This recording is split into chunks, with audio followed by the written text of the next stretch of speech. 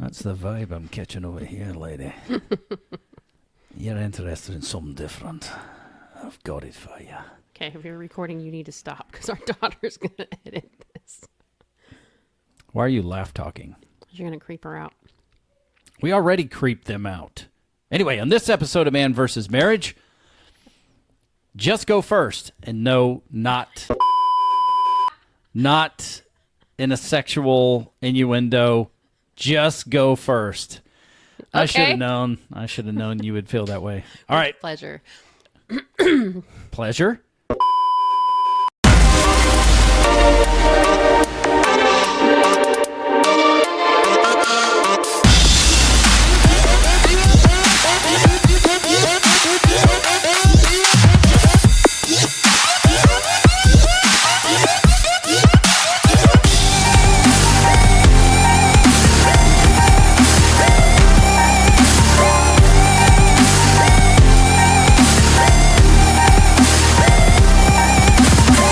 Back to another episode of Man vs. Marriage. It is I, your humble servant, the Q, Diggity Dog, in the Moran family studio with my sexy wife, Jeannie Moran.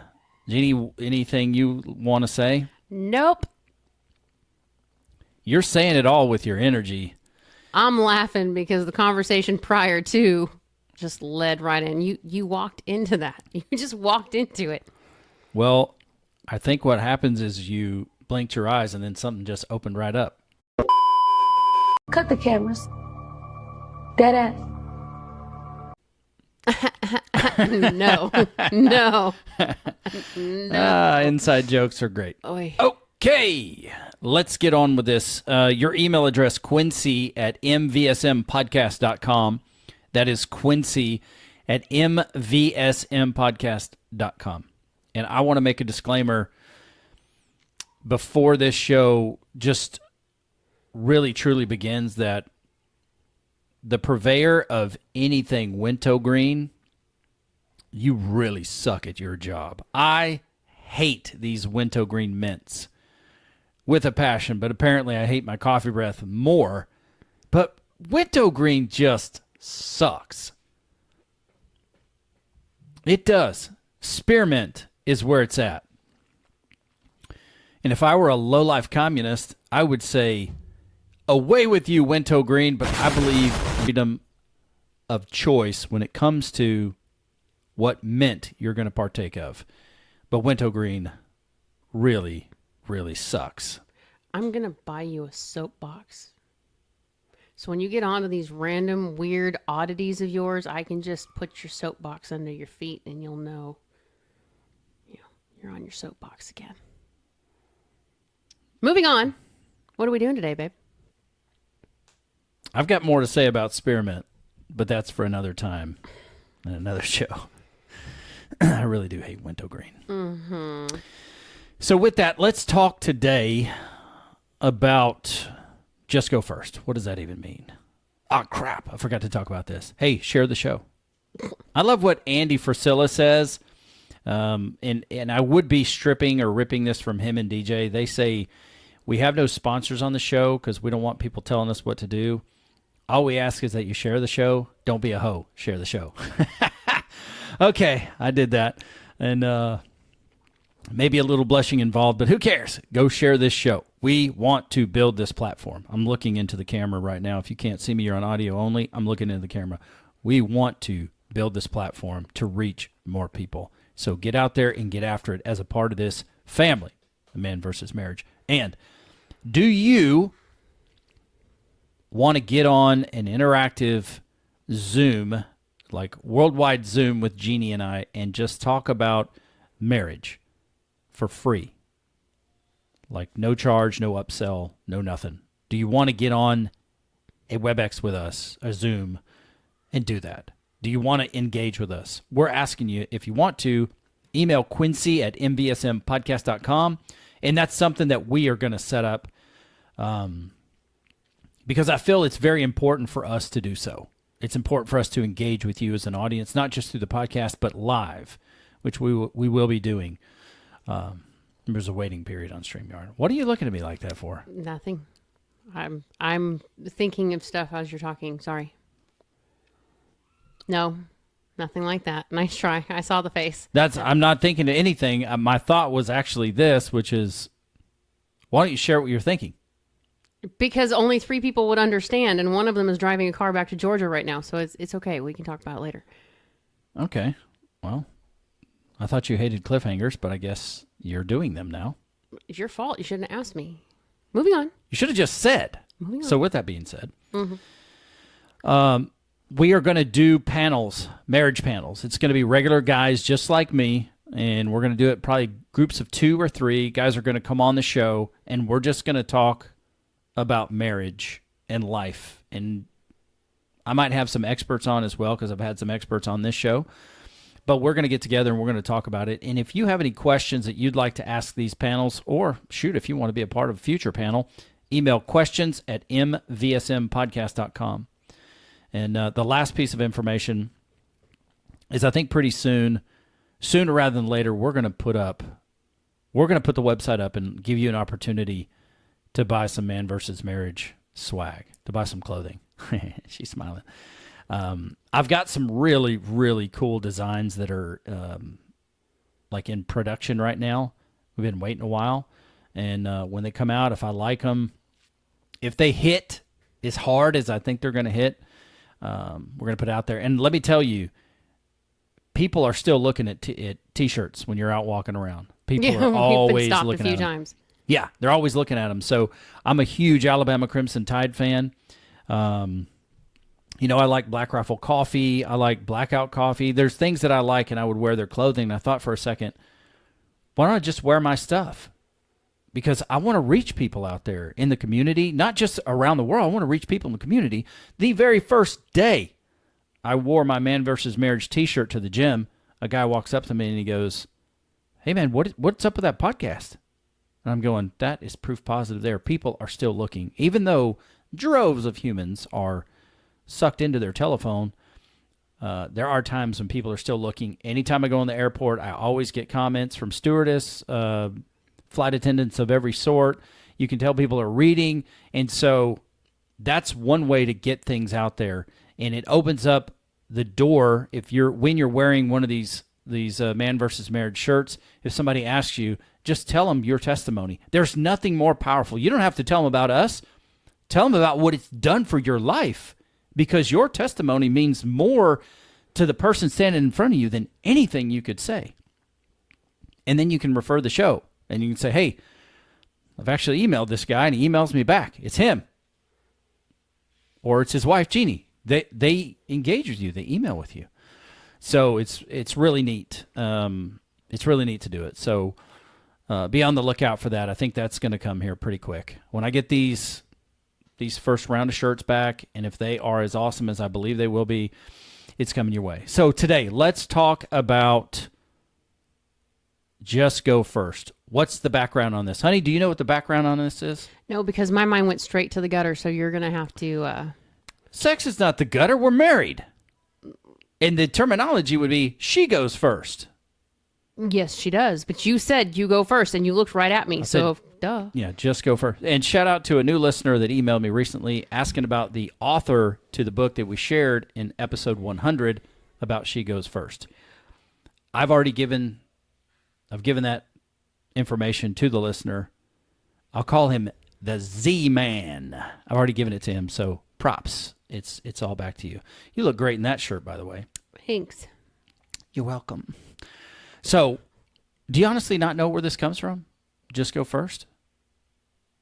I have a couple of thoughts, but I'm waiting for you to tell me. Okay, well, let's get your thoughts. Go ahead. I want you to fire away. I figured it's probably the one where, we've been struggling with conversation or communication, and just say something. Yeah, that's exactly it. That's what I figured it was. But lessons from because Hawaii. we were just having a conversation and joking around about something, I went down a different pathway. So... yeah, you need to keep moving on here, bud. We're on camera. I don't care. I do. I don't care. Anyway, yes, it's one of the valuable lessons, and we'll probably be talking about Hawaii for a while.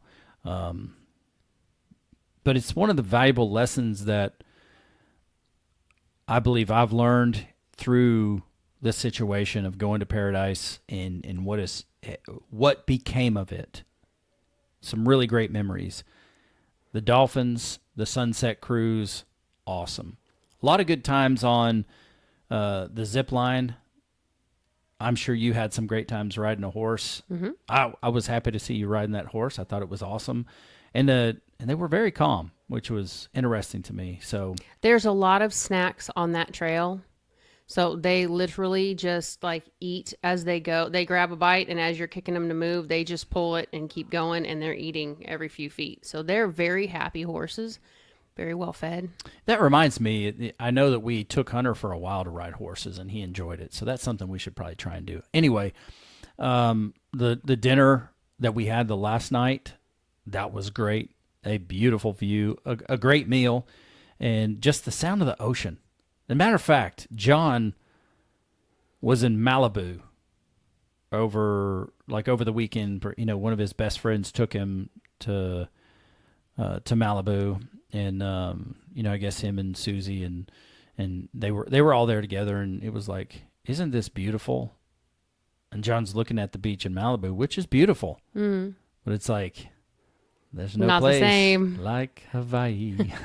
So there is something incredible about just the flight in there, looking at the colors of the water. I don't even understand Dude, what the colors pod of are. freaking whales, that was a trip. That was cool too, being up in the air and seeing the whales migrate.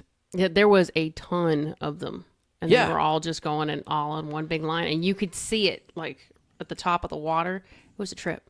There's something intoxicating about the vibe in Hawaii. There's something majestic to me about the Polynesian people, the Samoan people, the Hawaiian people. And with that, just the warrior spirit that's there, but also the laid back vibe, which is like, hey, glad you're here. I don't know. There's something beautiful about it. But there was if you're just jumping in on this episode, Jeanne and I went to Hawaii on a week-long, all-expenses paid trip, and there was no romance. Few opportunities. I tried some romance, and it just didn't work out. And we went through the week, and it was extremely difficult. And then we got back. We had a very intense discussion about what happened. And as we're both talking about what happened, which you should be doing this in your relationship, you should be talking at least once a week about what's going on. It's what Coach Rita told us, talked about, which is airing the grievances once a week, just kind of getting through what's going on in our relationship. Where are we? Where are you locating one another? It's not just for grievances. Just clarify. No, it's not. It's Just not. clarifying. It doesn't mean that you wait till once a week to like scream at each other and have an argument. It's airing the grievances for things at work, your schedules, things like that. It's touching base with each other. Sometimes it's sharing a win. Sometimes it's airing the grievances is probably the first 3 weeks of getting into counseling. Well, depending on where your relationship is, but it's not always about the bad. But the principle is that that's a place where you and your spouse decide we're going to talk about hard things. And if you don't know how to talk about hard things, or maybe when you talk about hard things with your spouse, things get off the rails. We have countless episodes to dealing with communication and hard talks and crazy good communication, etc. So we sat down on a Saturday after being gone for a week, and I posed the question because I was waiting to share these feelings I had of neglect, of loneliness, of sadness, of disappointment, etc. with her, so I didn't wreck the trip during the week, which the trip was somewhat wrecked to a high degree. And I was like, so how are you? She goes, well, I'm not sure. I'm not doing very good. What's going on? And then so we start talking about it. It gets pretty heated. But I know in my mind, and I can kind of read on her face when I'm sharing, this is what I was going through. I thought to myself, you can talk about it for you. I thought to myself, how dumb. Why didn't I just add the 3 dots, ... And you look back at it, and it's like, man, this really could have been fixed if I would have just. How many instances in our relationship are there? And look, maybe you've tried this before. Maybe you've put the pieces back together. Maybe you've been through a major argument or situation and you've reconciled. And it's like, well, I'm the one. I'm always the one. I do. I. Boy, you're pretty egocentric at the moment, thinking about I. And maybe it's all true. Maybe it's true, every bit of it. But as I was listening to her give me as I was listening to you give me your perspective on what you thought was going on, and I'm thinking in my mind, that's not what was going on. I could kind of feel it from you too. I mean, you tell me if I'm right or wrong, but tell me more about that if you would, of when I was telling you what was going on, what were your thoughts? So I'm not speaking for you. I was frustrated because it didn't make sense to me that, what you interpreted as, starting stuff or, flirting and whatnot just was not registering to me because we were in a different place. And I TMI, but I'm an aggressive person. I like aggression with our lovemaking. It's me. So when there's subtleties, it's like, okay, it doesn't hit me the same. It doesn't tell me your engine's already running and I need to catch mine up. I wasn't there. But I was also kind of going back through. So here's where the problem is. When we don't talk and we don't say, hey, mind putting your phone away? We're kind of talking. It might sound like an a-hole thing to say to somebody because people get offended when you tell them to do that. I don't. If Are you telling me you don't get offended when I tell you? If we were in a conversation and you said, hey, can you put that away? I was talking to you. No, I wouldn't get offended. I would put it away. But I'm one of those people that I will do something out of habit. We were waiting for a bus, so I just pulled my phone out and was looking for something. And it was intentional because I was checking a post that I put on to see what the reaction was because I have a book coming. I wanted to see what was going on. I wasn't thinking I was tuning you out. I wasn't thinking I was being rude, but you didn't say anything. And you were stewing over off on the side. Had you said something, I would have put it away. It's not... Now, I get it. Some people would be like, well, why don't you just put the phone away? You don't take it out when you're talking to somebody. It's I would rude, be blah, those blah. some people, You by would the be way. those some people. I know that. I'm not those some people because everywhere I go, people have their phone out. It's just what it is. And I didn't take into consideration because we were just talking about the book and I went to go look to see what the response was about the book. They went together for me. They didn't go together for Quincy. So there was already a frustration there. We didn't discuss it. And since we just discovered that prior to our trip, there were some other rubs that happened that we maybe didn't address or should have been addressed. When you're already irritated or you have something that you're kind of like, I'm going to squash it. But you don't really squash it. You're just kind of like, I'm going to ignore it. And then something happens, another little something happens, another little something happens. By the time you get to that third little something, that little something is really freaking big. No, that's true. And I was watching different things happening. And I was thinking, because the couple we were with, I filtered depending on who I'm with on what I can and cannot say. Not because I don't want to be authentic, but some people don't handle my cursing as well as others. I bridge that. If I'm around my father-in-law who is a pastor, I don't cuss. It bothers him. Okay. I'm in his home. It's his rules. No problem. I'm kind of the same way with this couple. There are certain things that I try to curb a little bit only because we don't see eye to eye on some things and I don't want to purposely ruin a vacation. And I thought I had slipped and said something or done something because when we got there, I was like, they were paying our way. And so I was saying, I'm not doing this and I'm not doing this and I'm not doing this. Not to be an a-hole. I'd just gone through surgery. I'm still in recovery. There are things that I don't do. And I'm terrified of the ocean, point blank. I will go. I will take pictures. I will be there. I was saying them because I didn't want them to spend money for me to have these tickets because Hawaii ain't cheap. Mm-mm. And I didn't want to waste somebody else's cash on something I'm not going to do.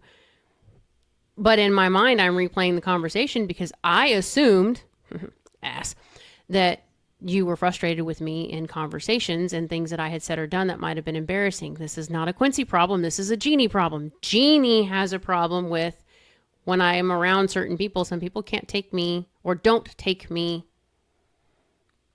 with a grain of salt.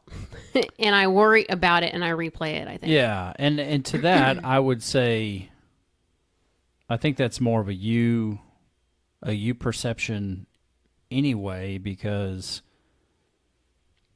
you being yourself around other people. I mean, I understand. I don't cuss around your parents. Okay. You don't cuss, period. Well, that's not true. I have heard Quincy cuss. I have said some swear words every now and again. It just doesn't. It never feels natural to me. But there are some times where I will say it. And on the Hawaii trip, there were some real times I considered saying it. Matter of fact, during your recovery, we were talking one time, and you're like, "You just about got an F word," and I thought to myself, bring everything you got, because I got a few things I want to say to you. Which should have told me I was not in a prime Ding, state. Ding. But you see all them red flags waving that we just drove right past. Yeah, just let it happen. And just my persona is that you tend to do things without thinking about it. Because you're saying, I just didn't think about it. That's something I hear from you often. I don't know. I just didn't think about it. But I'm over here on the other side going, I'm Mr. Intentional. So whatever I do, I think about. Now, we're probably both a little too far on opposite ends of that. Mm-hmm. And when I hear, I don't know, I just didn't think about it. When I hear that coming out of your mouth, it's like, oh, so you aren't even considering how I feel about this situation. You're not considering me at all. Not necessarily, or may not be your intention at all, but that's how it comes across to me. Because we have had the conversation about the phone more than once. Matter of fact, we've had more than one podcast about it. So I look at it and go, and this is just how I think about it.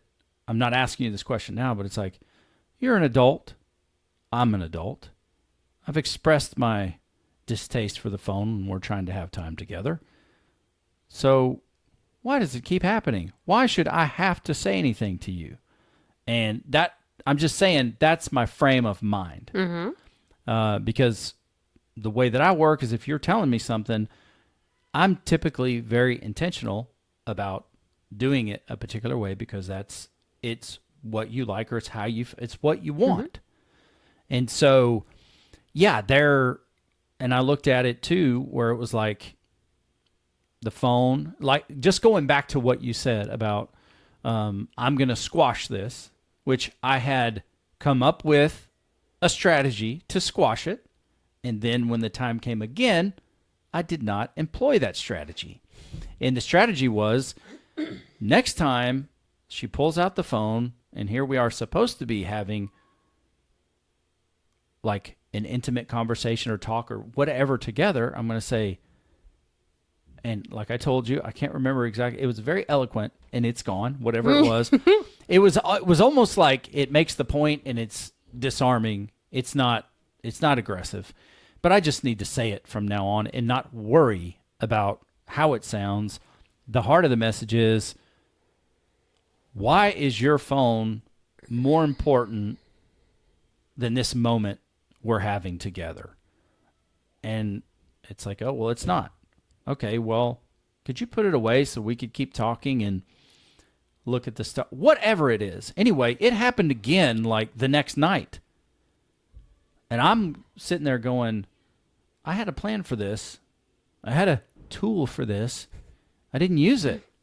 I got offended. I was already deflated, not just from Hawaii, but from weeks prior. There was not a lot of wind being put in my sail, and then we weren't communicating. We've established we weren't communicating as effectively as we could. So we weren't nurturing our relationship in these areas that were deficient, that were lacking connection. Mm-hmm. And so when the opportunity came back around, and we were talking, and it was like night 2, and I was anticipating us having a talk and then getting into romance, and you got on your phone again. I just threw down my toys and was like, This, I'm telling you, dude, the conversation wasn't there. The lead up wasn't there. The watching hockey is not going to put me in the mood for sex. Although I will watch hockey with you anytime. But you're thinking of the wrong night. no, I'm there was a series of nights. But there were things that were happening that just weren't, I just wasn't catching it because it didn't seem to me like this was a, hey, do you want a moment? So and plus on my end, I'm already going through conversations in my head with other people and thinking, who did I say something wrong? Because there have been moments where you and I have a little bit of contention when it comes to us and this other couple because we don't see eye to eye on some things. And Quincy is very good at taking someone's difference or a difference of opinion and just letting it roll off his back. Depending on the topic, I'm not as easily swayed. And I was trying very hard not to let those things creep in. And I kept thinking maybe I did on accident. Did I say something? Did I do something? So I was already in my own head. But then whether it was intentional or not, because of how you were feeling, you were starting to pull back. I was starting to notice it. So I'm in my own head trying to figure out what's he mad about? Did I do something? Did I say something? Are we okay? I asked, are we okay? You told me no, we needed to, that we weren't having the time that we needed, intimately. I told him, okay, we need to fix that. He didn't hear me. We were on a boat at the time. Very good reasoning for not hearing me. But irregardless, it still didn't happen. And I didn't, like when we got home, I didn't know what was going on. You offered TV and I'm thinking, okay. And then my ass, I passed out in bed. So it was just a series of miscommunications. The next day we go to the beach. I hate the ocean. I hate it. Scares me to death. I'm not a very strong swimmer. Don't like being in the water. Don't like not being able to see what's in the water. And so, but Quincy was out in the water. The couple was out in the water. And I was like, I'm going to try this a little bit. We'll see what I can do. Got out there. I got up to about my knees. The waves coming in were hitting belly side. I didn't have my binder on. I'm still coming out of recovery. It did not feel good. So then Quincy comes and swims up to me. He's standing there with me. He's taking the brunt of the waves, which I'm appreciative before because now I'm not hurting as much. I'm still getting hit, but you're taking the majority. But he still looks pissed and he looks frustrated. And I'm standing here thinking, okay, well, maybe he doesn't want to be standing here. Maybe he wants to be out swimming with everybody or enjoying the ocean. I'm like, what do I do? Not thinking he's been binge eating off plan. Well, I didn't binge. I was eating off plan. I wasn't binge eating. Well, okay. Wrong choice of words, but the things you were eating to me would be a binge because you were eating large quantities of things that you don't normally eat. But I'm not thinking generally when you go off plan, inflammation happens, your knee hurts, you're foggy brained, you're pissy because you're tired, you're lethargic. I wasn't taking any of those things into consideration because we're in Hawaii. I'm generally not being an asshole here. I did not think about it. We're in Hawaii. I'm not thinking about diet. I'm not thinking about pain. I'm not thinking. Those things are not in the front of my brain to go, oh yeah, Quincy's cheating this week on his diet, so he's going to be feeling like crap. I should take that into consideration. I just didn't. And it's not because I'm not paying attention. It wasn't in the forefront of what we had. Oh my God, dude, we were go from the minute we got there. Even though it was, let's go and relax. It was go from the minute we landed to me because we were constantly changing the schedule. That's another thing. I'm not a change my schedule person. This is what we're going to do. Cool. We go to get in the car. No, we're going to go do this. I had multiple speed bumps happening at multiple times and I am not in control of the vehicle. So there was a lot going on and it's not an excuse. It is simply taking a step back out of the picture and going, this was happening. Our dumbasses should have caught this on day one and said, okay, time out. I mean, looking back, things that I wish we would have thought of and maybe going forward when we travel with other people buzzwords, because we didn't catch what was going on. I was in my own stuff. You were in your own stuff. And so neither one of us was communicating. And I'm thinking, when we go with other people places and we need to talk about something, but we don't want to discuss, like when we were in the car and I asked you if you were okay and you said, no, we'll talk about it later. Now, in Quincy's mind, he whispered it to me, and it was just telling me we can't talk about it right now because there's people in the car. The way it came across to me and the look on your face, probably because you were in pain, was you were pissed and we were going to talk about it later. And I was like, okay, but then we didn't talk about it for 2 days. That does not work well with Jeannie. we don't say we need to talk. And then, I mean, generally if we have one of those conversations and one of us says, we'll talk about it later, we will come back later in the evening or later that day and at least touch base and say, I just need to process through this, or, it's not you, just to eliminate whatever your head's going to do. It just puts it out there that I'm struggling with something. I need to work it out for myself. Or, something's going on at work and I just need a little bit of time. Okay, cool. Something's happened with one of the kids and I need to process because I don't want to say something hurtful. Mm-hmm. There was none of that. And so I think we need to come up with something, not now in this moment, but we need to come up with something that says when we're with somebody else or we're traveling or whatever it is, and we need to just pull back. We need a word to tell each other, whoa, things are off. We need a minute and let's take a break. I think we established that already. I mean, that to me is what Hawaii means. Well, yeah, but I'm just saying, even if it's not as like Hawaii to me is the buzzword for we're severe, dude. We're shit's getting real and we need to really stop and talk before this escalates. I'm saying when we're with somebody else and it's like the phone thing, that to me is not a Hawaii blow up moment. That's an irritation and it's something that needs to be discussed, but it's still something that we need to have somewhere to say, I'm kind of irritated and we need to talk, but I don't want to do it. Because I guarantee you, any couple, as soon as you say we need to talk. Yeah, it gets so ugly. We need a different. It gets ugly. We need something else to bridge that. But also, I think before we go, and I'm not saying this because it was uncomfortable around them, but I just looking back over things that we've done in the past, and we're with couples and something gets uncomfortable, and it may not be you and I having an issue. It might be them where it's like, we need to come up with a way to tell each other we need to walk away from this and give them time to do what they need to do. Or, being around family and things get hectic, we need to step back. Those are things that I think we need to discuss before we go on these trips so that we're ahead of the game. And, if this is where your you go first falls into place. If one of us would have called a buzzword, both of us would have stopped and went, okay, different mindset, completely different mindset immediately. It's like a switch. Mm-hmm. Instead of whatever emotion you're in, if we're doing something, if I would have told you with all the plans changing and I would have just looked at you and went, dude, speed bump.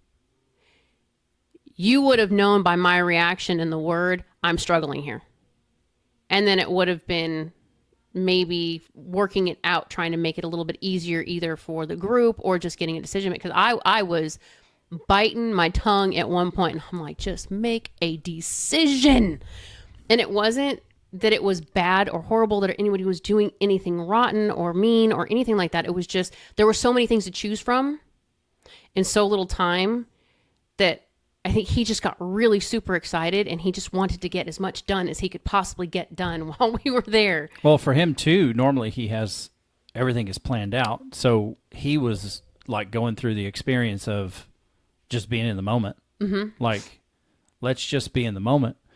Now, what I was alluding to is it was night 2, because hockey was night 3. And the day... That was the boat trip. That was the boat trip. Mm-hmm. But it was Tuesday night, which was night 2. And look, with all the travel and everything, all the grace in the world should have been extended for night 1. It was still really cool to go somewhere and get a bonus 5 hours. That was pretty awesome.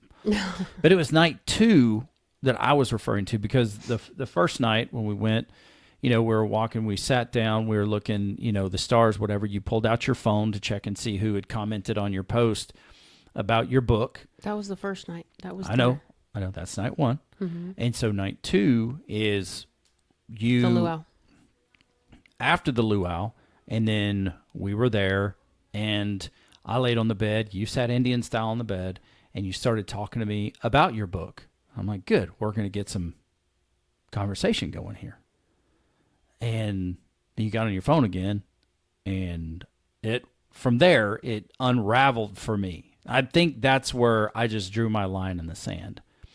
And then I was really surprised because Wednesday, when you asked me if I was okay, and I was like, you keep asking me that. Why?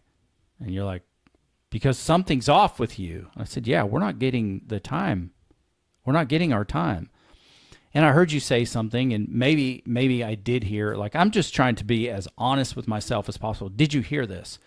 Because I thought I heard something. Whatever you said made me feel better, but I'm not exactly sure what it was you said. But what was surprising, confusing, and disappointing to me, that's a whole lot of words there, is I think normally, you knowing I was off, you would bridge the gap. And that didn't happen in Hawaii. And I don't know where you dug in your line in the sand or what day, what moment it happened. I know for me, after the second night, after that second night with the phone again, that was my opportunity to use the tool that I created for myself that I was going to say the next day. And I didn't do it. I surrendered because I was so deflated. I was so deflated after, the first night. Now we understand that there was plenty more that came along. It was a series of unfortunate events, for lack of a better terminology. And so that's kind of where I was like, man, something's not right about this. And so typically when we have plans on having sex and one of us, and this came from a lesson we learned in our relationship, years ago, when one of us is like, physically, I am just exhausted. Emotionally, I'm exhausted. We use the rain check buzzword. Mm-hmm. And what that says to me is like, okay, I matter enough to you for you to say, I want to do this, but physically or whatever, I'm just dead. So let's move it to the next night. And that goes, oh, you freaking care about me. Thank you so much. Because the way this kind of came up was like before, Jeanne and I would take shifts, like she'd take the majority of the week for sitting in front of Kirsten's door because Kirsten tore the door off the hinges, which is not hard with the doors we have these days in production homes. It's still not expected from an 85-pound child, but anyway. True. And so she would sit there and we would talk, during the day about having some sex at night. And sometimes Kirsten would fall asleep quick and wake up quick. And sometimes she would just be in her room screaming until 1 o'clock in the morning. And I'm laying there going, okay, I'm going to endure this because when this situation's over, we're going to have sex. And I'm going to get the connection. Things are going to be good. And Jeanne would come, go to bed, and go to sleep. And I'm going, what are we doing here? What about me? What happened here? And I should have had the forethought to think, dude, go to sleep. It's late. Text her or say something and say, hey, baby, maybe tomorrow. Anyway, it was a point of contention. And each time it happened and she didn't say anything. I mean, in your mind, as we have talked about it in the past, I may not get it perfect, but it's like you're dead dog tired. You just got done sitting in front of the door. She finally went to sleep and you've got, the morning is coming quickly here. Mm-hmm. And so it's like, I need to get in bed and get a couple hours sleep because she's probably going to wake up again. So we came up with the idea of rain check. And whenever there's a rain check, yes, I can be disappointed. But knowing that you care enough to say, hey, I'm thinking about you and I really want to do this, but let's go tomorrow. That, I don't know why it matters so much to me. It just does. Because you need to know you matter. I do need to know I matter. And it's true. That's it. That's where it's at. So I'm considering your needs. You matter. I just can't go. And there are a few times where I've had to do that myself, and I never want to, but I also don't want to have issues with performance, so to speak, and be so tired that I can't fulfill ultimately what it is I'm looking to bring, and that's our connection, and for Jeannie to have an orgasm. So I've had to rain check a few times myself. Normally, in our relationship, whether it's spoken or unspoken, the way that it goes is if you are the rain checker, then you are now taking responsibility to get the plan in motion because you're the one that had to call the rain check. So that Monday night, I'd said I wanted some time, and Jeannie had said, I'm just too tired, dude. And this is after the entire day. And it's like, yeah, I understand. I get it, but I didn't get a rain check. I just got, I'm too tired. And the phone thing had already happened. And I'm like, well, that sucks. But I've got this great tool that when the phone comes out, I'm going to say this brilliant saying and just ask her to put the phone away. And then there we were talking about the book. We were talking about your characters, and things were, we started the conversation piece, like things are starting to come together. And then you get the phone, and I don't follow through because I'm deflated.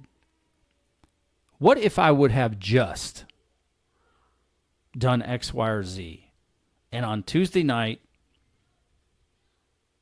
I would have spoken up. I would have said whatever I was supposed to say about the phone. You would have said, yep, you're right, put it away, and we made love. On the flip side of that, what if you just wouldn't have picked up the phone? Well, it was the kids texting me, so I totally was not going to not. I was not going to not touch the phone because it was a 5-hour difference. But there's nothing that couldn't have waited an hour unless it was an emergency. But I'm just giving the what if. Well, it could have just been texted back, and we could have moved on from there. True, but I didn't use it. You picked up the phone, and here we are doing things. Like we've committed to do other things, and I surrendered in that moment, and I was like, that's fine. I'm just whatever. Maybe we'll try again the next night.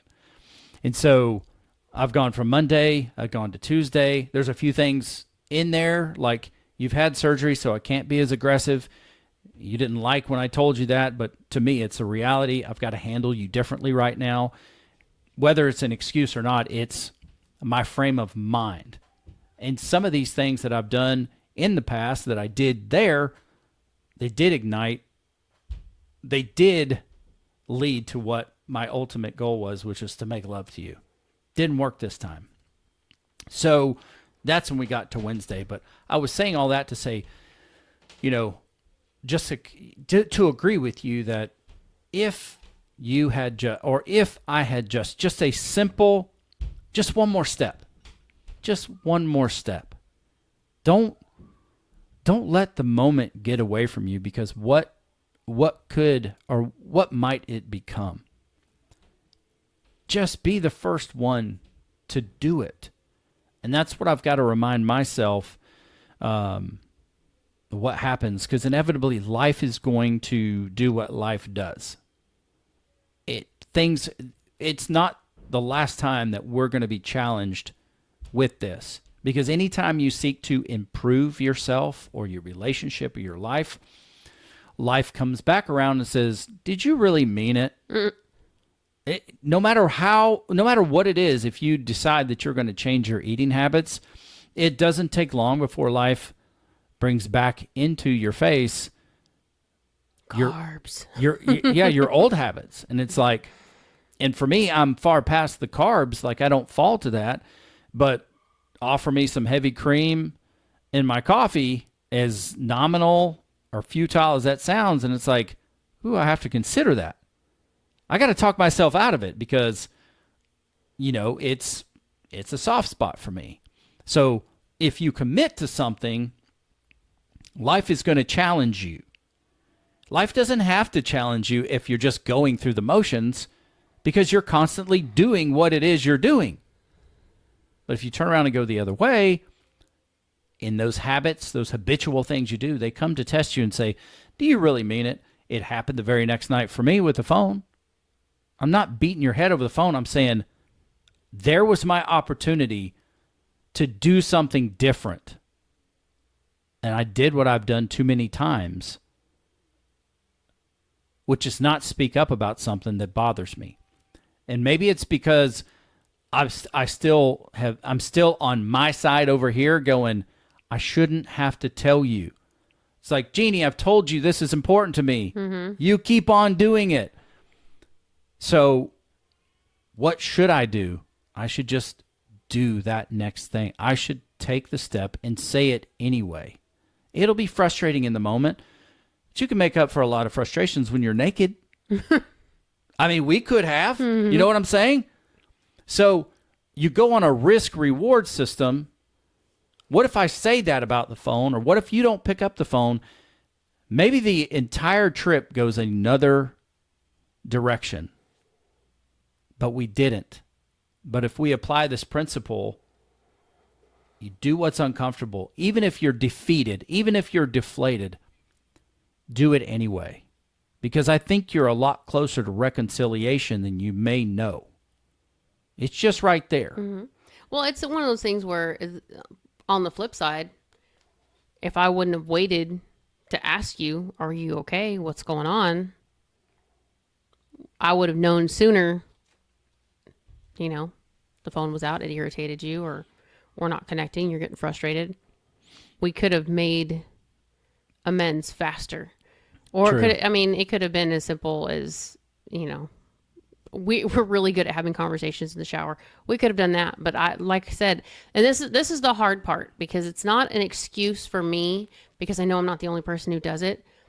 But when you're in the moment of, we're getting ready to go somewhere, we're going to take a shower, we're going to go to do this, and I know I have time frames, so I'm in the mode of trying to get ready to go, and you're in the mode of, we've got 30 minutes in the shower, I'm going to make something happen here.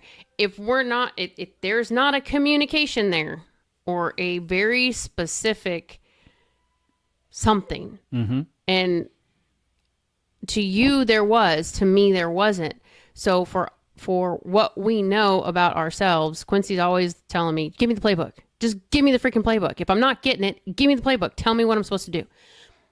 It's one of those things where you have to be willing to give each other permission to say, call an audible.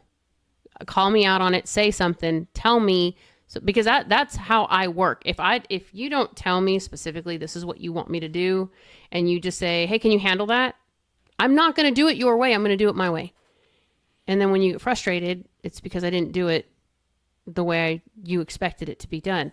I had no expectation. I just had to go do it. You know what I'm saying? So in this situation, if I would have stopped and said, okay, he's definitely irritated, I need to ask and see what's going on, rather than being in my own head about whether or not I had done something wrong, or if I had said something wrong, it's a default. It is a default mechanism that we all deal with, where we go, okay, let me run through my head and see what I did before I step on a landmine. Let me see which ones are possible. And it just plays out horribly. And I think in retrospect too, it's just like, blow the thing up. Right? Just blow it up. Right? Just blow it up. It's probably not going to be as big of a bang as you think. It could be something very simple. Maybe it is something massive. But, I think audible is one of those words, like, I don't know if you're a fan of Peyton Manning, you listen to the show, he used to call something out later in his career, Omaha. And I mean, there were commercials made about Omaha. So that's going to be, let's assign that to if we're in a situation where it's uncomfortable, we need to talk about something, but we don't want to do it in front of the crowd, or maybe the group that we're with maybe it's getting intense.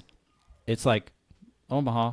So it's like, let's blow it up immediately, instead of just allowing it to continue to fester, because there are any number of things, and probably you, the listener, as well. I hope you're thinking about your relationship and where you are, or about the past frustrations that you've been through. And you get to thinking, man, this is so dumb. I look at myself, and traditionally, I'm a very, very resilient person. I'm back in the sales side of business, and if a customer says, nope, I ain't doing it, I go, okay, well, I'll talk to you again in 5 minutes. It's business. Had you not had the surgery and we had been having our normal time for intimacy and connection and sex, etc., moving up to this, I probably would have been much more resilient and said, "Hey, give me that phone," and do something. Stop waiting. Stop waiting. We wasted way too much time talking to ourselves when we could have been speaking to each other if I would have just gone first. Well, and okay, so there's a flip side to this, and it's probably going to come off as an excuse, but it's not when you consider we both do this from time to time. Quincy's very intentional about, I'd say, 90% of what he does. However, I am too. I'm very intentional about my schedule and where I need to be and who I need to be taking care of, the things that happen here. Managing home is an intentional thing for me.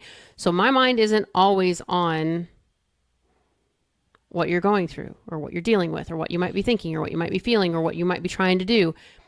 It's the same thing when you're hyper-focused on work or a situation that you're trying to get through, and you may not notice that I'm starting to kind of step back or that I'm starting to get into my books or my reading or what.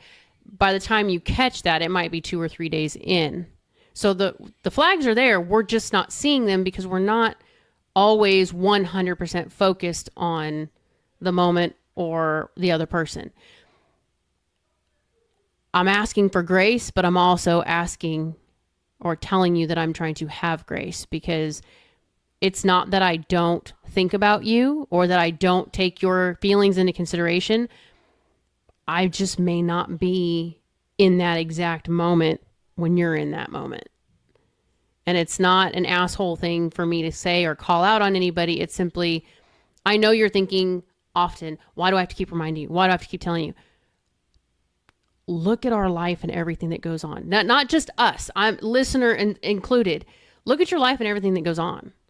I mean, we have Jack and Jill, who she's the breadwinner. They have a lot going on. They have 2 kids. He's also working a job, comes home, takes care of the home, takes care of the kids. But if it's not done a certain way, there's an explosion of sorts because it's not done a certain way. Or why didn't you pick up on that? Why didn't you know I was upset about this? Because he was in all this other stuff. It's not an immediate, like you're always right there noticing every little thing, because my mind has 50 things going on at one time. It's not to take away from the situation. It's simply to say when the things come up and you see it happening, like the phone, I know it irritates the crap out of him. My daily routine, I'm driving people, and in between driving people, if I'm sitting in a parking lot, I'm on my phone. I'm reading a book. I'm texting somebody. I'm talking to somebody. I'm looking at Facebook, whatever. I'm on my phone. There's nothing else going on but me. So I'm on my phone. It's a habit. It's a horrible habit, and I'm working on it, but it's a habit. So when it pops out, that's why I said, if you were to tell me, hey, we were talking, can you put that away? I wouldn't get mad, because it's a habit that I do when I'm sitting and waiting for things. It's just something that I've been doing for, I don't know, years. It's not an excuse. It is simply, don't always expect, why should I have to tell you? That's like me and you arguing over what's considered to be flirting with me or, trying to turn me on in the shower. For you, it was light subtleties because you have to be more careful with me. For me, I missed it completely by a mile because that's not what I ask for. That's not what I usually want in that interaction. And for me, it's like, you should know this. But for you, it was, I'm trying to be cautious because of these things. You weren't thinking about it, not the way I was thinking about it. So it's not always an intentional being an a-hole, I'm just not thinking about you thing. Sometimes it's legit. It's just not in the forefront of the mind. Well, look, I respect your take. I don't necessarily agree with it. I know you don't. I can tell by your face while I was talking. I don't have a poker face with you. I respect that. But what I do know is if you're telling me something's important to you, then I'm making a concerted effort. I'm not perfect by any means. You could talk to Jeannie, first of all, and anybody else in my life. I'm not perfect at it. I think the phone has been such a sore spot that, like, for me, it's like this is a known upon known type thing. But am I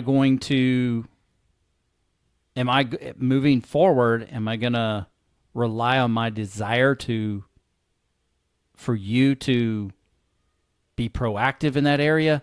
Or am I just going to say, I'm going to say something. If you get mad, you get mad. And that's just the way it's going to be. Yeah. If you get mad about it, it's like the episode coming up. Accountability is simply an echo. It's your own voice coming back to you because you're saying, hey, say something. This is it. So if you get pissed, have fun in that party. You know what I'm saying? Have a good time. I'm not going to be disrespectful about it, but it's like, hey, can you put your phone away? Because, like, read the moment here, Jeannie. We're supposed to be. You know, with the shower, with whatever. If we go through this again, and I told you this before we got on air, if we go through a situation like this again, God forbid we don't use these tools, but as big of a situation as it became in such a short amount of time, the concerning part would be where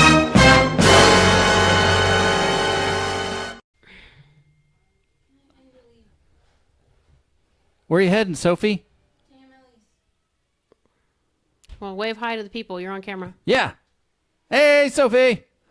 All right.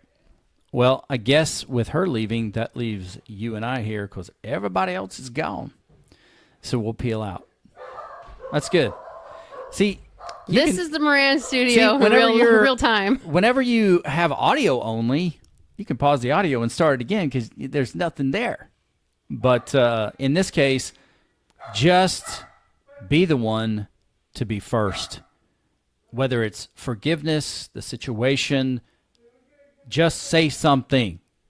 And yes, that's Hunter in the background. I'm about to say something to him. I know in a you minute. are. I know you are. I'm getting there. Anyway, don't forget the email address, Quincy@MVSMpodcast.com. Don't forget about if you have questions for the panel, questions@MVSMpodcast.com. I'm sure Jeannie doesn't have any things she wants to say on camera. No. So she's Jeannie Moran. I am Quincy Moran. And this is Man vs. Marriage, the podcast.